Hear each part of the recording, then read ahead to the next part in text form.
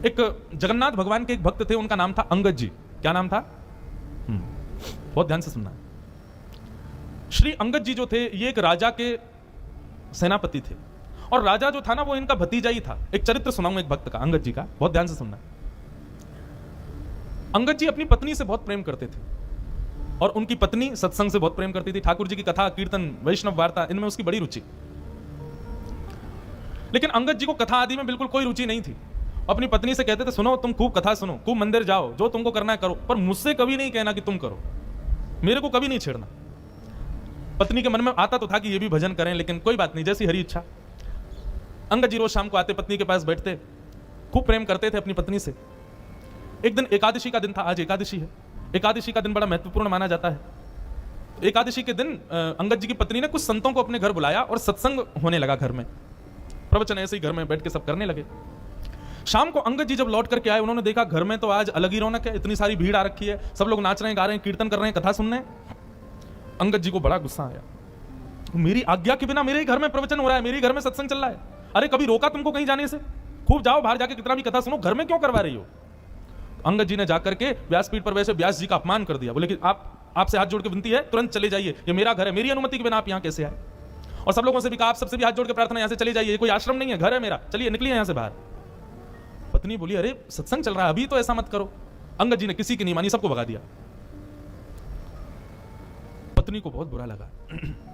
उसने मन में विचार किया, जो हरि का नहीं है उसको मैं अपना पति कैसे मान सकती हूं? अंगद जी की पत्नी ने आज अपने पति का हृदय से त्याग कर दिया और घूंघट कर लिया और कहा कि अब आज के बाद मृत्यु पर्यंत मैं आपको अपना मुख नहीं दिखाऊंगी, ना आपका मुख देखूंगी। आपकी पत्नी हूं, आपके संगी रहूंगी, आपकी सेवा करूंगी, पातिव्रत धर्म का पालन करूंगी, लेकिन हृदय में आपके लिए कोई स्थान नहीं आज के बाद।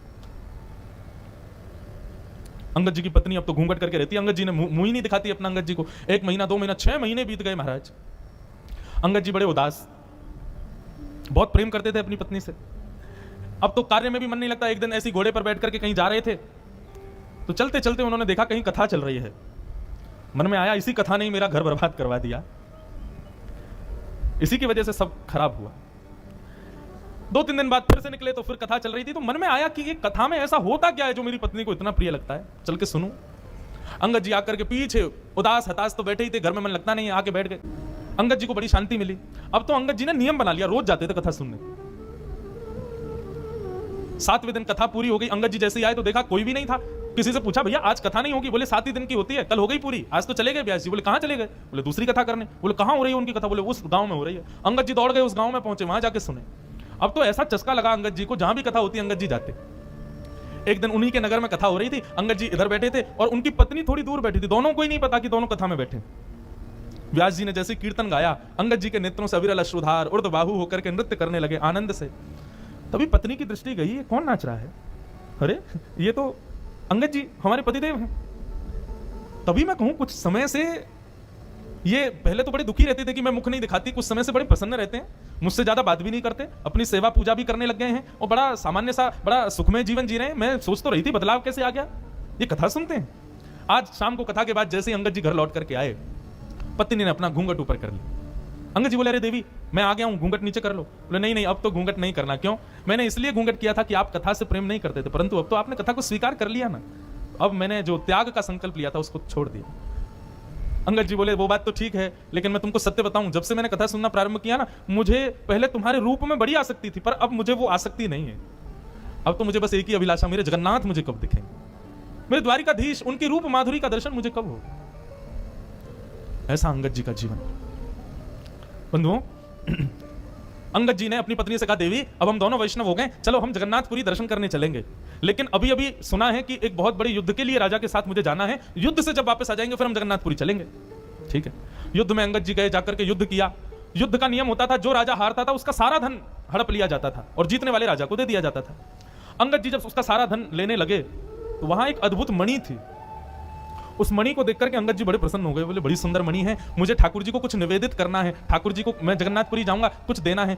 कोई बात नहीं, मैं ये मणि अपने संग ले जाता हूं, ये ठाकुर जी को दे दूंगा। और उस मणि को अंगद जी ने अपनी पगड़ी में छुपा लिया। थी तो वो चोरी, लेकिन अंगद जी का भाव क्या था कि मुझे ठाकुर जी को देनी है। भगवान से बोले, प्रभु इसके बदले भले ही मुझे दंड मिल जाए, लेकिन मैं ये दूंगा आपको, ये है आपकी, मुझे नहीं चाहिए लेकिन मैं आपको दूंगा। किसी सैनिक ने जाकर राजा को बता दिया कि अंगद जी ने एक मणि को अपनी पगड़ी में छुपा लिया है। राजा, अंगद जी उसके चाचा लगते थे, इसलिए राजा स्पष्ट तो कुछ कह नहीं पाया, पर राजा ने मन में विचार किया कि अंगद जी रोज मेरी बहन के यहाँ भोजन करने जाते हैं, मैं आज बहन से कहूंगा कि वो भोजन में जहर मिला दे, अंगद जी की मृत्यु हो जाएगी, मणि हमको मिल जाएगी। अंगद जी आज भोजन करने के लिए राजा की बहन के यहाँ गए, तो अंगद जी का नियम था कि भोजन का पहला भाग राजा की बहन की छोटी बेटी को गोद में बैठा के पहले उसको खिलाते थे, फिर स्वयं पाते थे। आज उसने अपनी बेटी को कहीं छुपा दिया, बोले अंगद जी कहीं खिला ना दे, इसमें तो जहर है। अंगद जी भोजन करने बैठे, कहा बिटिया चलो लाओ अपनी बेटी को लेके आओ, उसको मैं थोड़ा खिला दूं फिर मैं पाऊं। बोले मेरी बेटिया तो आज माँ के पास गई है, मेरी मायके गई है, आज वो है नहीं, तो आप आज अकेले ही पालो। अंगद जी बोले बेटा ये तो मेरा नियम है, उसको खिलाए बिना तो मैं कभी नहीं खाता। अरे वो मेरी प्राण प्यारी है, मैं उसको साक्षात जगदम्बा के स्वरूप में देखता हूं, पहले उसका भोग लगाता हूं तब पाता हूं, अब जब तक उसका भोग नहीं लगेगा मैं तो नहीं पाऊंगा। तो राजा की बहन ने सोचा ये मेरी बेटी से इतना प्रेम करते हैं और मैं इनको जहर दे रही हूं। उसने थाली उठा ली, बोले कि ये पूरा भोजन ही आपके लायक नहीं है चाचा जी, इसमें मैंने विष मिला दिया है। अंगद जी ने थाली पकड़ी, बोले तुमने इसमें विष मिला दिया? बोले हाँ। बोले क्यों? मेरे भाई को वो मणि चाहिए जो आपने पगड़ी में छुपा रखी, इसलिए उसने मुझसे कहा कि विष दे दो, पर आपका प्रेम देख करके मेरा मन हो रहा है कि मैंने बहुत बड़ा अपराध किया, मैं ये विष आपको नहीं दे सकती। अंगद जी बोले वो सब बात छोड़ो, ये बताओ क्या तुमने इस थाली का भोग लगाया था भगवान को? उसने कहा हाँ भोग तो मैंने लगाया था। बोले तुमने विष वाला भोजन ठाकुर जी को खिला दिया? बोले क्योंकि आप बिना भोग लगाए पाते नहीं है, इसलिए भोग तो मुझे लगाना पड़ा। अंगद जी बोले अब तो इसको मैं ही पाऊंगा, जब विष ठाकुर जी ने पा लिया तो मैं कैसे छोड़ूं? और अंगद जी जबरदस्ती हठ पूर्वक उस थाली को लेकर के बैठ गए और एक एक कवल खाने लगे। ज्यों ज्यों कवल मुख में जाने लगा अंगद जी का उतना ही तेज बढ़ने लगा। यह आश्चर्य देखकर के राजा की बहन नतमस्तक हो गई। जाको राखे साइया मार सके ना कोई, बाल न बाका कर सके जो जग बैरी हो। बंधुओं, प्रसाद मान करके पाया, इसलिए विष्णु ने भी कुछ नहीं किया। ये लीला तो मीरा के साथ भी हुई, ये लीला तो ध्रुव के साथ भी हुई, ये लीला तो प्रहलाद के साथ भी हुई। विष उनको भी पिलाया गया, लेकिन भगवत प्रसाद मान करके पाया, कुछ नहीं हुआ।